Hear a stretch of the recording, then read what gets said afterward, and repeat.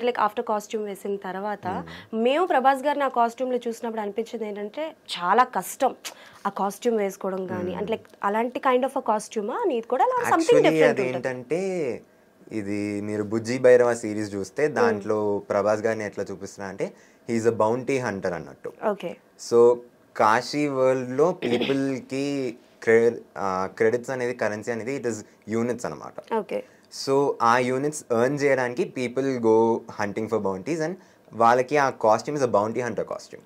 Okay. So Prabhas గారు పెద్దగా అయినాక వచ్చే కాస్ట్యూమ్ అది. నా కాస్ట్యూమ్ ఏంటనేది మీరు సినిమా చూసి తెలుసుకుంటారు.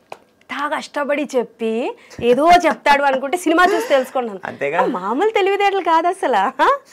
ఓకే, సో అంటే లైక్ ఎన్ని రోజులు చేసావు షూటింగ్? ఎలా ఎన్ని రోజులు అంటే ఒక 3 days ఉండే, కానీ 2 nights కాన్సిక్యూటివ్ షూట్ ఉండే. అది ఓకే, అది ఒక సెపరేట్ సెట్స్ దానికోసం క్రియేట్ చేశారు అండ్ మీరు చూస్తారు సినిమాలో what it is the set అని. ఓకే, సో ఆ సెట్ కన్స్ట్రక్ట్ చేసి కంటిన్యూస్ షూట్ దాన్ని ఫినిష్ చేస్తారు. ఓకే, సో బేసికల్గా అంటే ఒక పెద్ద ప్రాజెక్ట్లో పార్ట్ అయినప్పుడు మనకి అప్లాజెస్ చాలా ఎక్కువగా చాలా తక్కువగా వస్తూ ఉంటాయి. సో అలా ఈ 3-4 days నువ్వు వర్క్ చేసినప్పుడు నాగశ్విన్ గారి దగ్గర నుంచి ఏదైనా అప్లాజ్ వావ్ సూపర్ చాలా బాగా చేసావు అని ఏమైనా వచ్చాయా డ్యూరింగ్ ద ఎనీ సీన్ చెప్పాల్సిన అవసరం లేదు, బట్ ఏదైనా అప్లాజ్ వచ్చిందా? ఏం చెప్పారు నీకు? నాగశ్విన్ గారు he is actually a very simple and a silent person. So ఎట్లా అంటే he doesn't talk much in to the mic. The only words he speaks are okay let's go for rehearsal 3, 2, 1 action and then cut. కానీ ఒక్క పాయింట్లో he was actually happy with what ever happen. అదొక కొంచెం complicated scene అనమాట. అది it's a stunt kind of a scene. So దాంట్లో when I was able to pull it off he was like good job Akash, good job Bhairava actually. ఎందుకంటే మీకు తెలుసు కదా ప్రభాస్ గారి క్యారెక్టర్ పేరు Bhairava. So he said it in to mic good job Bhairava అని చెప్పి. So that was goose pimples అని చెప్తారు కదా. గూస్ పింపుల్స్ కాదు సార్, అది గూస్ బంప్స్. Goose pimples. మనం జాతిరత్నాలు ఫ్యాన్. ఓహో, మనం అందరం జాతిరత్నాలు. ఓకే, నువ్వు నన్ను కూడా కలిపేసావు అన్నమాట. అంతేగా. ఓకే డార్లింగ్, ఒకటే. ఓకే, గూస్ పింపుల్స్ అన్నమాట నీకు.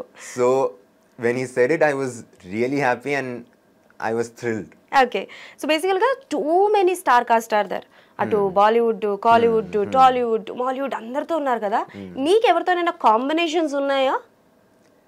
నాకు కాంబినేషన్ ఒక సౌత్ ఇండియన్ స్టార్తో ఉంది, నేను చెప్పలేను ఎవరని, మీరు చూసి తెలుసుకోండి. ఓకే, సో ట్రైలర్ లో అంటే రివీల్ అయిందా నువ్వు చేసిన ఏదో ఒక్క సీన్ అయినా? స్పెషల్ అపియరెన్స్ తో కాంబినేషన్ సీన్ అన్నమాట. Okay, so that has been kept as a treat for the fans. And మీరు చూసినట్టు there are a lot of actors in the film.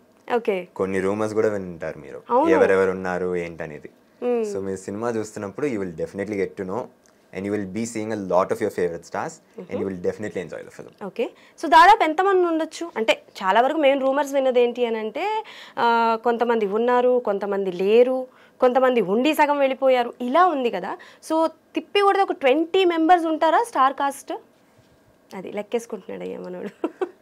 నిజం చెప్పాలంటే మనకు తెలిసిన క్యాస్ట్ చూస్తేనే మనకి ఎంతమంది ఉన్నారని తెలియదు.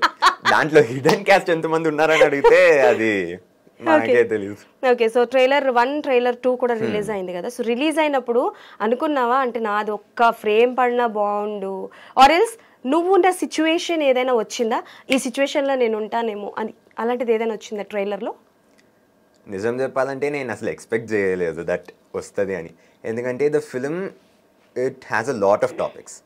అశ్వత్థామ గారు, మళ్ళీ భైరవ, అండ్ దెన్ కల్కి, కాళీ అని ఇన్ని కాంప్లెక్స్ స్టోరీస్ చూపిస్తున్నప్పుడు they wouldn't really go much into Bhairava's backstory అని చెప్పి I didn't expect it. Okay. కానీ there might be a few instances అనుకుంటా where his backstory is kind of shown in the trailer. Okay. So